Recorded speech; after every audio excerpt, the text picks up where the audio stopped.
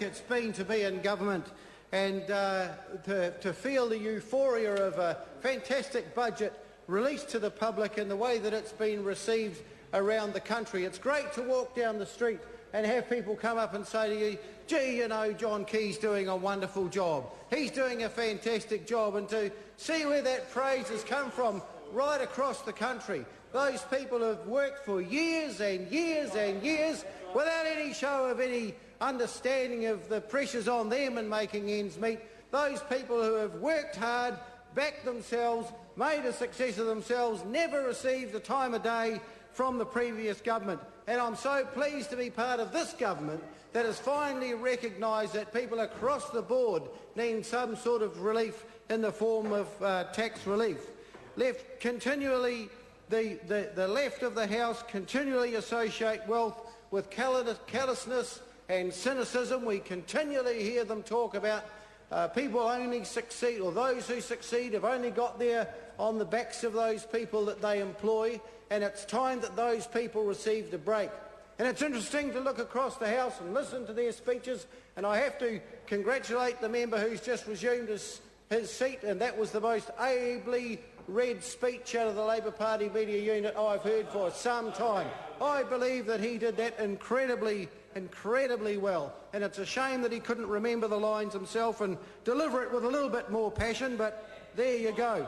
The trouble with the other side is that they believe absolutely fundamentally that they've got to keep their supporters poor and pissed off so that they don't have to ever look to themselves to stand up under the pressures and the struggles. And it was interesting to hear that the member who's just regained his seat, who talked about, for instance, the history of our Prime Minister John Key, and said in a scoffing sort of a way that Mr Key believes that he understands the struggles of the working class because of his upbringing. And the problem with the Labor Party is this, that they have never understood the aspirations of the working class. They have never understood for a moment the aspirations of those people who support them when times are tough. But when they manage to stand up and when they manage to overcome their struggles, they want to do better, and they want better for their children, and they recognise that they will never get better out of a government that comes from the left. Because who is it that the left calls wealthy? Who is it that the left calls wealthy? Well, apparently it's anybody who earns over $70,000 a year. Well, what we know is this, that 75% of those people who earn over $70,000 a year earn less than $100,000 a year. And who are they? Well, they're the detectives, and they're the ward managers, the people who used to call sisters. They're the assistant principals.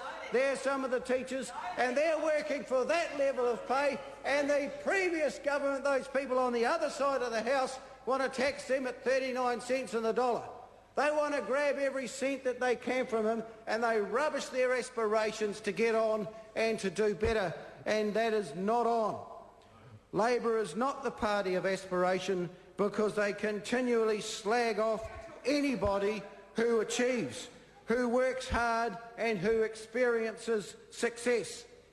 I was home in Nelson on the weekend visiting my family. This is my mum and dad, 85 and 78 as they are now. Dad's pretty crook, not keeping too well. They still manage to tick over, planting a few veggies and growing a bit of that. They live pretty frugally and all the rest of it. They voted Labor all their lives, until they realised one day, they woke up and they realised that actually they weren't getting ahead. Even as pensioners existing on the pension, they found it a struggle, and they were kept where they were.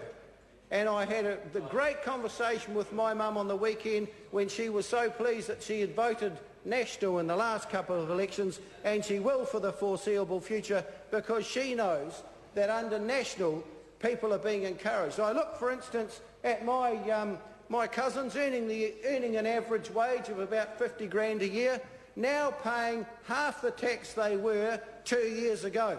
Those ones wanting to get on, and a number of us on this side of the House have got kids who are in their 20s wanting to save up and buy a house. Those people who want to get their ducks in a row and want to have the hallmarks of success in this country is to own a little plot of ground for themselves and get a house on it and raise a family. That's what they aspire to do. good and wholesome values that they hold, and they are being encouraged to be able to do that under this government, whereas in the past they were seen as people who were too wealthy for their own good, and let's knock them as hard as we possibly can. And let's have a look around who else has been saying a bit about the last budget, because those huge apologists for the National Party like Vernon Small, who stood up and said English can also take a bow for keeping a rein on spending. Well, good on him, because I must admit I never really expected that. And that other huge advocate for the National Party, the Dominion Post editorial that said the budget is a coherent document that should encourage saving and investment and discourage consumption and speculative investment in property. And it was great to see some moves within the budget to be able to pull back those people who are making the best or the sly best of good times by hiding income in property investment, hiding income in trusts. And there's a hell of a lot of us who have worked for wages all our lives, completely frustrated by those people who happen to be employed by family trusts, who then happen to send their kids off to university and can gain a student allowance and all the rest of it. With those people on middle incomes, working for wages, working as a government servant, working damned hard, can't do that. And I'm pleased to see that this government has been able to tighten a loophole on that, and it surprises me that those people on the other side of the House who have had 9 long years to close that loophole, who have hated everything that those people stand for, never ever had the foresight to be able to do that simple thing, that very simple thing. It was wonderful to be in this House last Thursday when we heard the Minister of Finance deliver his budget, and I must say the speech that was delivered by the Prime Minister after that, because it was a celebration. It was a celebration of all that Kiwis aspire to, and it was a celebration of 18 months of successful government in this country, and to see the reception that it received. It was sad to look at the reception on the other side of the House, because as we looked along those faces on the front and the middle benches on the other side of the House, what did we see? What we saw was some people who thought, well, I've been here for a few years, and I was really hoping that I was going to be able to beat the hell out of the government on this, because we had promised that the government was going to put up a budget that was only going to encourage the wealthy, and here we are, absolutely stuffed, because 75% of wage workers in this country now only pay 17.5% in the dollar tax. That's their top rate. And those people on the other side were thinking, I don't know whether I can stand another 18 years of this in opposition. Because that's all they're going to be relegated to, and they know it.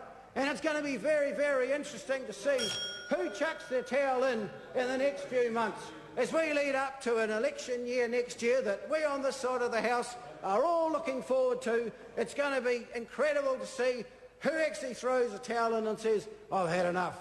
And I reckon we could speculate as to who those people were. Some people are looking forward to next election about as willingly and as openly and as keenly as they are the release of the expenses budget for Labor Party ministers when they were in government just a few months ago. So we're looking forward to that.